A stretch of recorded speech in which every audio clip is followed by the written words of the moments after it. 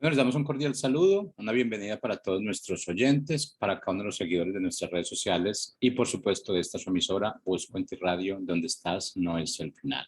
Hoy es jueves, bueno, iniciando programación para este día, ya el segundo programa de este día, pues qué bueno tener a Eduardo con nosotros en su segmento Para Vivir.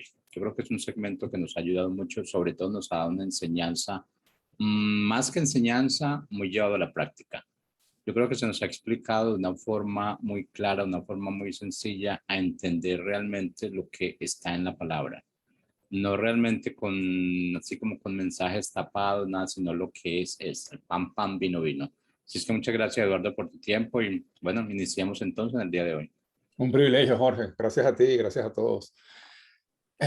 En una oportunidad en un país latinoamericano que no quiero mencionar, escuché que en la radio a un pastor que decía lo siguiente. Él decía, si usted manda una ofrenda ahora mismo, que tenga el número 7 de la moneda local, es decir, que tengan 7, 70 o 700 o 7000 o 1700 de esa moneda local, le vamos a mandar un bolígrafo especial que dice que yo soy bendito o algo así. Si es de hombre, se lo vamos a mandar en azul. Si es de mujer, se lo mandamos en rosado. Y le estamos orando porque con ese bolígrafo usted va a firmar la compra de su casa. Usted va a firmar el cheque para pagar todas sus deudas porque serás bendecido por sembrar. Y bueno, yo pensé, la ley de la siembra y la cosecha, por supuesto que existe. Es tan real que hay personas que ni siquiera son creyentes y la aplican y les va muy bien. Pero lo que me llamó la atención es que ellos no hablaron nada sobre arrepentirse de los pecados, ni tampoco sobre obedecer a Dios. Yo soy Eduardo Villegas y este es tu programa Para Vivir por la emisora Busco en Ti. Y quiero hablarte de libres, o el nombre, el título de mi mensaje hoy es Libres, pero esclavos. Libres, pero esclavos. La pregunta es, ¿me va a bendecir Dios porque le dé una ofrenda? Bueno, claro que hay una siembra, pero si yo le ofrezco a Dios una ofrenda sin someterme a Él, ¿será que eso le agrada a Dios? La palabra dice en 1 Corintios 3:13 que si yo diera caridad para millones de personas, pero no tengo amor, de nada me sirve. O sea, ¿será que a Dios le importa más la ofrenda que doy que mi corazón? La Biblia no dice eso. Si fuera así, todos los ricos entrarían al cielo. Lo que tienen que hacer es un poco antes de morirse, hacer una gran donación y entonces Dios los recibe. Y no tiene nada de malo la donación ni nada de malo la abundancia. El punto es que lo que Dios pide de nosotros es el corazón. Por décadas o quizás por milenios, muchos han fantaseado con una puerta al cielo. Primero tenemos a los budistas, ¿verdad? No, más allá, antes que eso, en la Torre de Babel, querían hacer una torre, en eso está en el capítulo 11 de Génesis, querían hacer una torre que los llevará al cielo, querían entrar al cielo sin ser transformados. El budismo enseña que a través de la meditación y disciplina física e intelectual se puede entrar al cielo, el estado nirvana, pero no habla de obediencia a un Dios.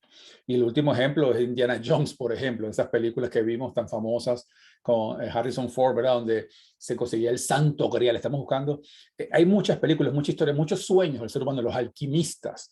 Estamos buscando la puerta de entrada al cielo, al lugar de la bendición máxima, sin ser cambiados nosotros, sin tener que someternos a una autoridad, sin tener que obedecer a nadie, sin tener que ser transformados. Yo era Nueva Era, yo fui un activo participante de Nueva Era por muchos años antes de conocer a Jesucristo y me sentía súper espiritual, aunque vivía una vida inmoral. Todos los seres humanos nacemos en una prisión que ninguna religión puede borrar. Esa prisión, aunque tiene un nombre que suena antiguo y suena fuera de época y de los tiempos de, no sé, de la Inquisición, el nombre sigue siendo el mismo, se llama pecado. Ninguna religión borra el pecado. ¿Qué significa pecar? Cuando la gente habla de pecar como algo grave, como algo antiguo, perdón. Realmente la palabra amartia, que es la original de lo que significa pecar, significa errar el blanco. Pecar es errar. Dios tiene un plan para nosotros, para cada persona, dice su palabra, ¿verdad? Dice, mis pensamientos son de bien y no de mal, tengo planes para cada uno, nos diseña, nos pone, en el Salmo 139 nos habla que desde que nos enseñó, desde que nos diseñó en el vientre de nuestra madre, tenía un plan para nosotros, un propósito, pero nosotros nos salimos de ese plan. ¿Cómo? A través de la desobediencia, a través de errar el blanco. Dios nos manda hacia un blanco, nos lanza como una flecha hacia un lugar, nosotros nos descarriamos como ovejas, dice la palabra, cada quien tomó su camino.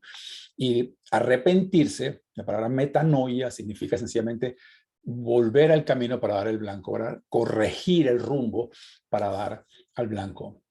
En una oportunidad Jesús planteó esto de una manera bastante clara, porque hay personas que se creen religiosas o que son religiosas, que practican activamente una religión. Pues que vayan a su misa, vayan al servicio, vayan a la sinagoga, practiquen meditación, practiquen y lo hacen con pasión, etcétera, pero no en una relación personal con un Dios. Y sin querer transformarse ellos, lo hacen como un ritual. En el Islam vemos mucho eso, como se ora 5 veces al día de una manera repetitiva, igual que los rosarios, por ejemplo, los mantras de los Hare Krishna, son repeticiones, repeticiones, y nos dan un estado de unión, de comunión que nos hace sentir bien, pero no nos limpia nuestro pecado, de acuerdo a la Biblia. De acuerdo a la Biblia, lo que nos cambia es el arrepentimiento y creer en Jesucristo. Jesús mismo habló en Lucas 18:10, dijo lo siguiente, dice, dos hombres subieron al templo a orar. Uno era fariseo, ese era un hombre religioso, era un hombre practicante, y el otro era un publicano. Un publicano era un cobrador de impuestos que cobraba impuestos para Roma y se lo cobraba a los hermanos judíos. Eran la gente, los hombres más despreciados. En el pueblo de Israel eran los publicanos, porque no solamente le cobraban impuestos a sus hermanos hebreos, judíos, para darle el dinero a los romanos, o sea, para apoyar a los opresores, sino que además eran corruptos. Generalmente se quedaban con más de lo que les correspondía y eran muy ricos, vivían una vida muy perdida, se apartaban de ellos, se apartaban de las sinagogas y de todo esto. Entonces, uno era fariseo y el otro era un publicano. Y dice, el fariseo puesto en pie, dice, oraba, y qué interesante lo que dice, oraba consigo mismo. Uno puede orar consigo mismo, no con Dios. Cuando tú te estás jactando, cuando tú estás declarando que qué bien, que qué bueno, gracias Padre, porque todo está bien en mi vida, y te estás centrando en ti, tú estás hablando solo. Es lo que dice acá. El fariseo puesto en pie oraba consigo mismo, son las palabras de Jesús, de esta manera, y decía esto, decía, Dios, te doy gracias porque no soy como otros hombres, ladrones, injustos, adúlteros, ni aún como este publicano, a menos que volvió y lo vio así, ¿no? Ayuno 2 veces a la semana y doy diezmos de todo lo que gano, o sea, yo me porto bien, yo no tengo nada de que arrepentirme, te doy gracias porque yo soy santo. ¿Qué pasa cuando está haciendo ese proceso que no tiene ningún tipo de arrepentimiento, sino al contrario, es una autoexaltación? Está hablando consigo mismo. Pero luego sigue diciendo el Señor, dice, más el publicano, el pecador, el que no era religioso, el que no ayunaba, el que no diezmaba, dice, estando lejos, o sea, ni siquiera se acercaba al altar de la vergüenza, dice, no quería ni aún alzar sus ojos al cielo, sino que se golpeaba el pecho diciendo, Dios, él se estaba hablando a Dios, sé propicio a mí, o sea, ten misericordia, atiéndeme, sé propicio a mí, pecador, o sea, yo reconozco que soy un pecador, ese ser propicio es como, atiéndeme a pesar de que soy un pecador, ten gracia conmigo, ten misericordia, límpiame porque soy un pecador. Y el hombre no se atrevía ni siquiera a levantar los ojos, se golpeaba el pecho de lo mal que se sentía por alguna razón. Y Jesús agrega esta frase, dice, os digo que el publicano, descendió a su casa justificado, significa hecho justo, antes que el otro, porque cualquiera que se enaltece será humillado y el que se humilla será enaltecido. Esa persona que dice, bueno, la verdad yo no he robado ni matado a nadie, allá los ladrones, allá yo soy una persona, todos pensamos que somos buenas personas, yo soy buena persona, yo no le hago mal a nadie, yo no me meto en cosas, yo conozco tanta gente que me ha dicho esto, yo no me meto en ningún tipo de cosas religiosas, a mí eso no me interesa, la religión es hacer bien, tratar bien, hablar bien, ser amable, yo soy una buena persona, pero eso no es lo que dice la Biblia. Parece que si no hay un arrepentimiento genuino y no hay una entrada del Espíritu de Dios a través de Cristo a tu corazón, tú no tienes salvación. Estás muerto en delitos y pecados. Y vamos a profundizar en esto. En Juan 8:31 vemos que por qué Dios le hace tanta guerra al pecado. Acuérdense que la semana pasada hablamos que el mensaje de Juan, el mensaje de Jesús y después de los apóstoles era arrepentidos porque el reino de los cielos se ha acercado. El arrepentimiento es necesario. Una de las cosas que yo veo en la iglesia hoy en día, quizás queriendo ser culturales, no ser contracultura, queriéndonos llevar bien con todo el mundo, queriendo que venga más gente, no hablamos mucho del pecado. Queremos que si le hablamos a la gente del pecado y le confrontamos, la gente no va a venir, porque a la gente no le gusta que la regañe. Hay que decir lo que la gente quiere oír. Pero eso está mal, eso ya es un pecado, porque las cosas se llaman por su nombre. Yo no digo que deberíamos ser legalistas y estarle diciendo a la gente, juzgando a la gente, no estoy hablando de nada de eso, pero el proceso del arrepentimiento es necesario. Sin arrepentimiento no hay salvación. Con remordimiento, con un deseo de cambiar la vida sin hacerlo, no es. Y te quiero explicar por qué. Juan 8:31 nos dice que Jesús dijo entonces a los judíos que habían creído en él. Está hablando judíos conversos, ya judíos que estaban siguiendo a Jesús. Eran ovejitas, estaban recién convertiditos. Y dice, si vosotros permaneciereis en mi palabra, hermano, ustedes creen lo que yo digo, lo que ustedes me han oído decir, lo que estoy enseñando, ustedes lo obedecen, seréis verdaderamente mis discípulos. Qué interesante. No le dice, ya creyeron en mí, creyeron que yo soy Dios, perfecto, son mis discípulos. No, no, no. Le dice, sí, ustedes son unas ovejitas ahorita. Si quieren convertirse en discípulos, ¿verdad? Tienen que permanecer en mi palabra. Ustedes escuchen lo que yo digo, ustedes meditan lo que yo digo, ustedes obedecen lo que yo digo. Si hacen eso, seréis verdaderamente mis discípulos. Y eso fue lo que Jesús nos mandó a buscar. Jesús dice al final del Evangelio de Mateo, creo que es 28, dice, ir y hacer discípulos a todas las naciones, no dice ir a ser ovejitas, ¿no? Y que se conviertan, no, no, que se conviertan ellos y sean transformados, que no solamente que sean salvos. Y dice, luego Jesús agrega, y conoceréis la verdad. O sea, si mi palabra permanece en vosotros, seréis verdaderamente mis discípulos. Y conoceréis la verdad, y la verdad os hará libres. Qué interesante. La verdad, Jesús, conocer la verdad, nos hace libres. Y dice que los fariseos respondieron y le dijeron, linaje de Abraham somos, y jamás hemos sido esclavos de nadie. Y wow. ¿Cierto? O sea, los fariseos creo que no conocían mucho de historia, por lo menos el que le respondió eso. El pueblo de Israel fue esclavo, como la misma Biblia lo menciona en el libro de Éxodo, fueron esclavos de los egipcios, fueron esclavos de los asirios, fueron esclavos de Babilonia cuando el rey Nabucodonosor incluso los sacó y los deportó a su tierra, ¿verdad? Fueron esclavos de los persas, fueron esclavos de los griegos. Y cuando están hablando en este momento Jesús, no son necesariamente esclavos, pero están completamente sometidos por la bota romana. 6 naciones la habían esclavizado o sometido. Y dicen, jamás hemos sido esclavos. Y Jesús le dice lo siguiente, Jesús le dice, de cierto os digo que todo aquel que hace pecado, esclavo es del pecado. Yo pienso, qué interesante esto. El pecado tiene la característica de hacernos creer que nos da libertad. La gente que dice, no, no, yo no me quiero someter porque yo no soy esclavo de nadie, yo quiero pecar, yo quiero ser libre, yo hago lo que me da la gana. Y creemos que en hacer lo que nos da la gana está la libertad, cuando en el hacer lo que nos da la gana está el pecado, y el pecado es el que nos esclaviza. Básicamente nos está diciendo la palabra, y toda la palabra lo enseña, que obedecer a Dios es el que nos da la libertad. De hecho, Adán y Eva, ¿qué tenían antes de desobedecer a Dios? Tenían completa libertad. Tenían un solo mandamiento: no comas de este árbol. ¿Qué significa ese árbol? La desobediencia, el buscar otro camino.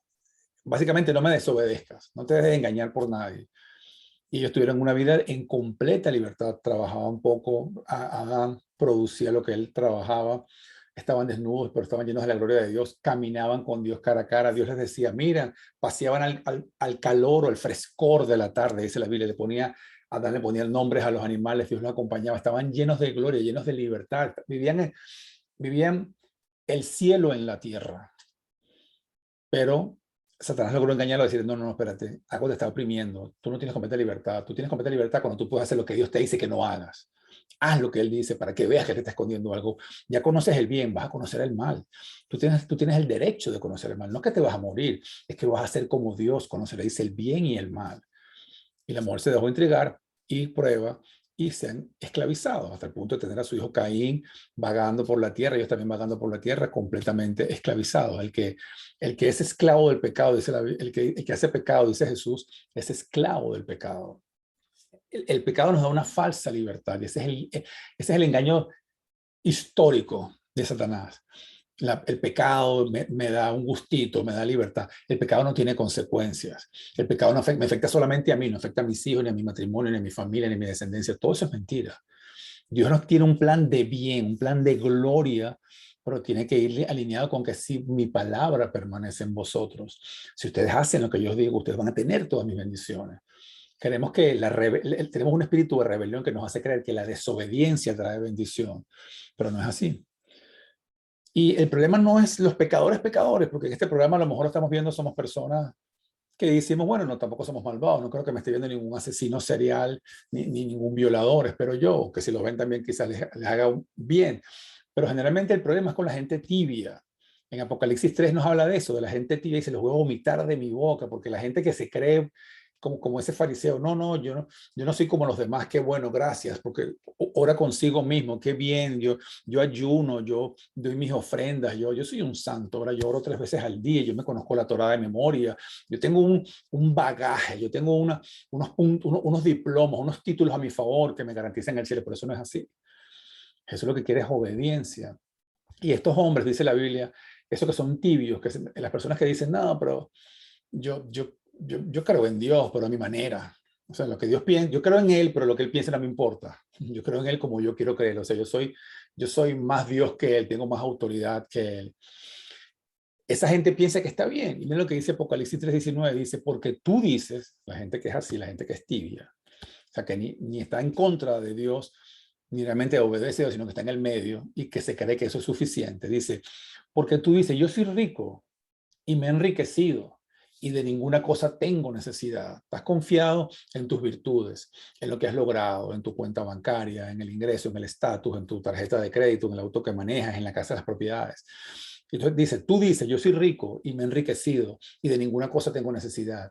Y no sabes, esta es la palabra de Dios, el Espíritu Santo, ¿verdad? Dice, y no sabes que tú eres un desventurado, miserable, pobre, ciego y desnudo. Wow. Podemos tener una completa desconexión con Dios, que nos vemos bien y nos sentimos súper seguros y satisfechos. Y Dios dice, no te soporto, eres miserable, eres pobre, estás ciego, estás desnudo, me das lástima, reacciona, despierta, ven a mí, porque te estás hundiendo y estás confiado de lo que tienes.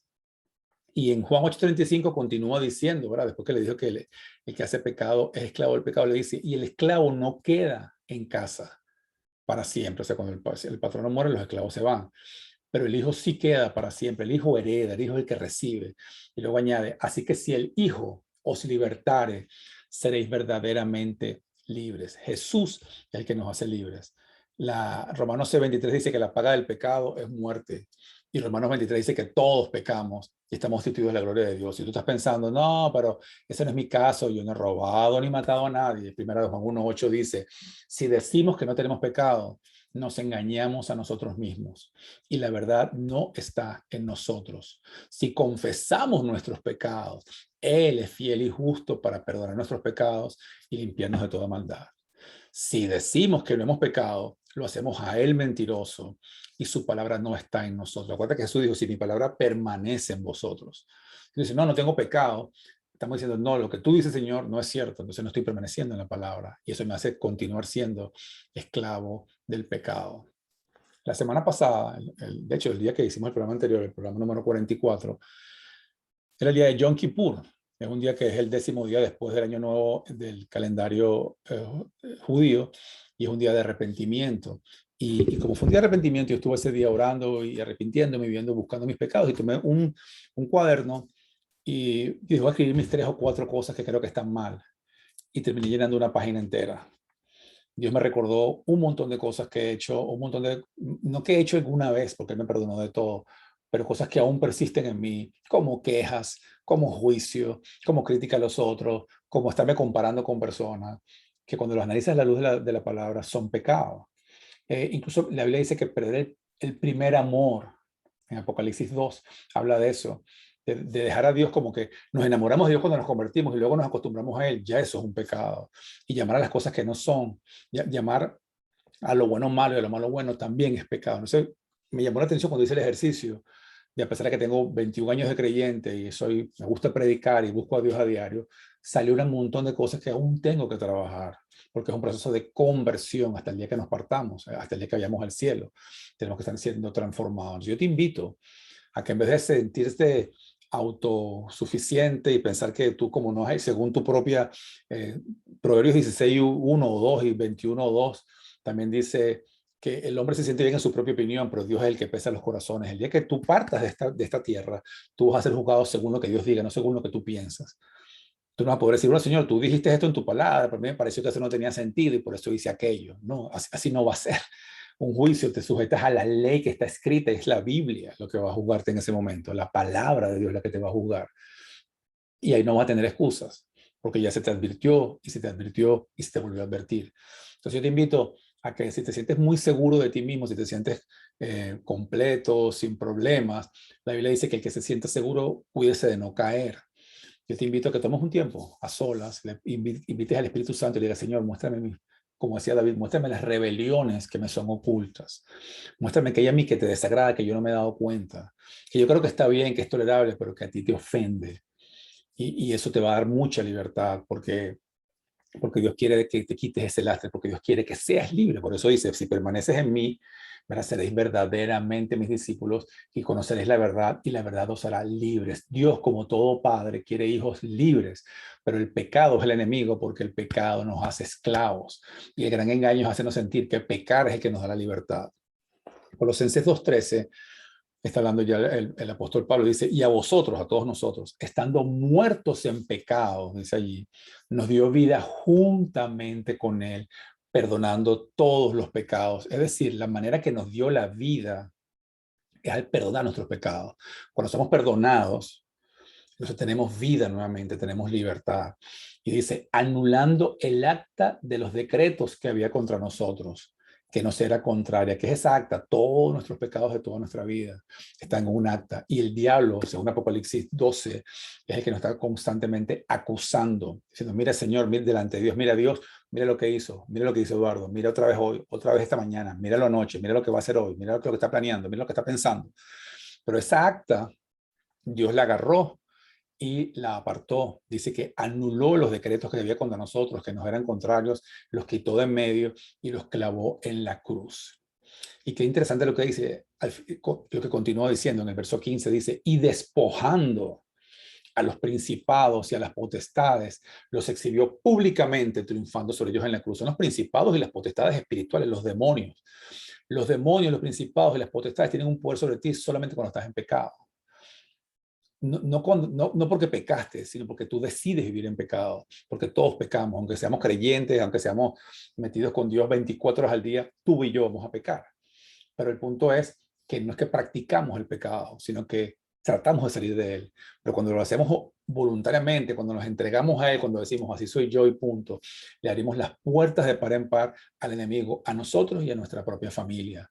Por eso él dice, en el momento que ese decreto es anulado, el acta que te acusaba fue clavada en la cruz, o sea, tus pecados fueron borrados, fuiste perdonado. En ese momento, él despojó a los principados, le quitó toda autoridad, todo el poder, todo lo que tenía tuyo, los principados y las potestades, y los humilló, ¿verdad? Triunfando sobre ellos en la cruz. Cuando no tenemos sin esa acta, somos libres tú y yo. Esa acta nos limpia. Esa acta es la que decía todo lo que tú has hecho mal y por qué tenías que tener un gran castigo, porque tenías que estar separado de la gloria de Dios. Pero la sangre de Cristo vino a pagar eso. Pero Dios pide para bendecir a sus hijos carácter. Y eso se refleja en la obediencia. Tenemos un caso bíblico muy interesante, que es el caso del centurión romano. El centurión romano es un hombre que tiene un siervo enfermo y él va a hablar con Jesús. Y Jesús le dice, por supuesto, vamos a tu casa a sanar a tu siervo.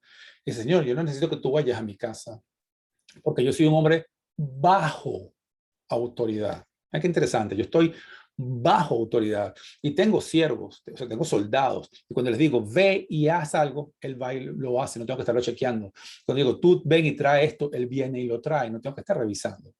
Así mismo eres tú, Señor. Si tú dices que mi siervo sea sano, tu palabra, él te va a obedecer y él va a ser sano. No es necesario que vayas a mi casa. Y Jesús le dice, wow, ni siquiera en Israel yo conseguí una fe como la tuya. Pero veamos el principio del centurión. El centurión está diciendo, yo tengo autoridad, yo tengo poder, porque yo estoy sometido a la autoridad. O sea, lo que me da la libertad a mí, lo que me da el poder, es que tengo un poder mayor que yo, al cual yo me sujeto. No es que yo no tengo nadie que me controle y yo hago lo que me da la gana. Cuando haces eso, eres víctima del enemigo y eres esclava o esclavo del pecado y tu vida se deshace y afectas a tu familia y a todos los que te rodean. Pero cuando decides caminar con Dios, con la ayuda del Espíritu Santo, a transformar tu vida como le agrada a Él, cuando te arrepientes, acuérdense que es corregir el mal rumbo, ¿verdad? Y ir hacia el blanco. Tú decides caminar con Él, Dios viene a darte apoyo Y tú tienes que someterte a esa autoridad, a la autoridad de tu pastor, a la autoridad de Dios. Y si el pastor te trató mal, y si hay un pastor que abusó de ti o metió las patas, tú te vas y te buscas otro pastor o vas a otra iglesia, pero no te apartes de Dios, porque todos los hombres fallamos, pero Dios sigue siendo fiel. Tú no puedes basar tu fe en lo que hace alguna persona. Tienes que ni la iglesia ni cómo te tratan, sino en el único Dios que está escrito en la Biblia. Por eso tenemos estos programas. Pero es interesante porque lo que está diciendo, lo que eso nos enseña es que si yo me sujeto a Jesús, yo tengo autoridad sobre los demonios también puedo despojar principados y potestades, puedo echar fuera demonios, como dice la Biblia. Jesús lo mandó y le dijo, en mi nombre echaréis fuera demonios, sanaréis a los enfermos, hollaréis serpientes, escorpiones, y si bebiere algo mortífero no les va a hacer daño. ¿Por qué? Porque estaban sujetos a él. Yo les entrego mi autoridad. Ustedes se someten a esa autoridad. Pero tenemos nuestro espíritu rebelde nos hace creer que someternos a la autoridad es como que perdemos nuestra individualidad, como que no somos ya almas libres. Y es todo lo contrario, nos volvemos esclavos, según dice la Biblia. Entonces, lo mejor que tú puedes hacer para ser libre de una adicción, de la pornografía, del pecado, del mal humor, de la queja, de la lujuria, de la envidia, del adulterio, de la codicia, del chisme, lo que tú puedes hacer es someterte a Dios, porque Él tiene planes de bien para ti y para mí. De hecho, Él quiere prosperarte, Él quiere bendecirte. Y eso quiero aclararlo, porque al principio la ley de la ofrenda, claro que funciona la ley de la siembra y la cosecha, pero tú no vas a ser salvo por sembrar, tú vas a ser salvo por arrepentirte. Ahora, una vez que te arrepientes, Dios te quiere bendecir. Mira lo que dice Deuteronomio 8:11. Dice, cuídate de no olvidarte de Jehová tu Dios. Esta es la clave. Para cumplir sus mandamientos, sus decretos y sus estatutos que yo te ordeno hoy, en otras palabras. Lo mismo que dijo Jesús, es que permanece en mi palabra, ¿verdad? Obedéceme, vive en mí. Dice, no suceda, no sea que comas, mira el deseo de Dios para ti, que comas y te sacies y edifiques buenas, plural, casas. No dice una buena casa, no dice una casa, no dice una buena casa, sino que edifiques buenas casas en que habites y tus vacas y tus ovejas se aumenten y la plata y el oro se te multiplique y todo lo que tuvieres se aumente. Dios no tiene ningún problema con eso. Dios quiere bendecirte, quiere que sus hijos estén bien. Pero dice, cuídate, verso 14, que no se enorgullezca tu corazón y te olvides de Jehová tu Dios que te sacó de tierra de Egipto. Y en el verso 17 dice, y vayas a decir en tu corazón, oh, es mi poder y la fuerza de mi mano lo que me dieron esto. Si dice, sino acuérdate de Jehová tu Dios, porque Él te da el poder para hacer las riquezas. Dios nos da poder. La gente dice, no, que Dios quiere que seamos pobres, que la riqueza es mala. Dios nos da el poder para hacer riquezas. ¿Cómo? Sujetos a Él. Siendo que todas las finanzas, toda la abundancia son de Él. Somos mayordomos nada más. Entonces Dios sí quiere bendecirte y por supuesto que funciona la ley de la siembra y la cosecha, pero la iglesia en la desesperación por fondo nos apartamos de Dios y queremos tanto que la gente siembre para prosperar porque tenemos un ídolo de hacer un gigantesco templo y nos afanamos tanto por eso que se nos olvida lo esencial, el corazón de la gente. La gente tiene que arrepentirse. Dios nos mandó a ser discípulos, no a conseguir financistas, no a conseguir gente que done para la iglesia, no grandes diezmadores. Eso no dice la Biblia. Jesús no dijo, id y hacer diezmadores a toda la humanidad. Dice, id y hacer discípulos, no ovejitas, no solo mensajitos, para que los transformes. En Lucas 6:46, Jesús cuenta esa historia muy, muy poderosa. Dice, ¿por qué me hace esta pregunta? ¿Por qué me llamáis Señor, Señor y no hacéis lo que yo os digo? Wow. ¿Por qué me dice que soy Dios y no sé lo que yo te digo? Luego dice, todo aquel que viene a mí, primero, y oye mis palabras, segundo, y las hace, viene a mí, oye mis palabras y las hace, os indicaré a quién es semejante. Es semejante al hombre que cuando va a edificar una casa, acabó y hondó y puso el fundamento profundo y lo puso sobre la roca. Y cuando vino la inundación, el río con ímpetu chocó contra aquella casa, pero no la pudo mover porque estaba fundada sobre la roca. ¿Qué significa la casa? La familia, tu edificio, pero también tu salud, tu familia, tus finanzas, tu matrimonio, tus hijos, tu libertad, todo tu propósito. Dice, el que viene a mí, oye las palabras y las hace. Ese más el que oyó, no viene Jesús, sino simplemente el que oyó y no hizo, es semejante al hombre que edificó su casa sobre tierra sin fundamento. Puso la harinita ahí, puso 4 palitos como los 3 cochinitos, vino el lobo, sopló y aquello se cae. Dice, contra la cual el río dio con ímpetu y luego cayó y fue grande la ruina de aquella casa. Jesús nos está diciendo, ¿quieres libertad? Sométete a mí. Si tú estás bajo mi bendición, si te bajo mi cobertura, si tu palabra permanece en mí, si no te olvidas de mí, yo te doy el poder de hacer riquezas, te doy el poder de sanar enfermos, te quiero hacer libre, sobre todo te voy a hacer, dar la libertad de ser libre del pecado, porque el pecado te hace esclavo. A mí me llama la atención que 6 naciones habían sometido a Israel. Israel siga diciendo, no, nunca hemos sido esclavos de nadie. Así estamos todos los seres humanos cuando no conocemos a Jesús y cuando no nos hemos arrepentido. Digo, no, pero yo no soy tan malo, yo soy una buena persona, pero ¿cuál es el premio? Cada quien con lo suyo. Claro que todos vamos al cielo, todos somos hijos de Dios. ¿Cómo Dios me va a dejar por fuera si Dios es un Dios de amor? Y nos engañamos de todas nuestras propias opiniones y no nos sujetamos. Como hacía yo cuando era nueva era, una vida inmoral, en fornicación, bebiendo, haciendo desastres, pero hacía mis declaraciones diarias, meditaba todos los días, tomaba un tecito, vaciaba la mente, aprendí un poquito de yoga, tenía supuestamente buenas intenciones en mi corazón, aunque no hacía nada por nadie, pero eran intenciones, y eso me hacía sentir bien. Pues eso es un gran engaño. Jesús nos dice que la única manera de ser libres es sometiéndonos a Él para que podamos estar por encima del pecado. El pecado es destructivo, el pecado corroe, el pecado corrompe, te daña a ti, daña a tu pareja, daña a tu descendencia, daña a tu vecindario, daña a tu nación. El pecado daña a la nación y afecta a la tierra.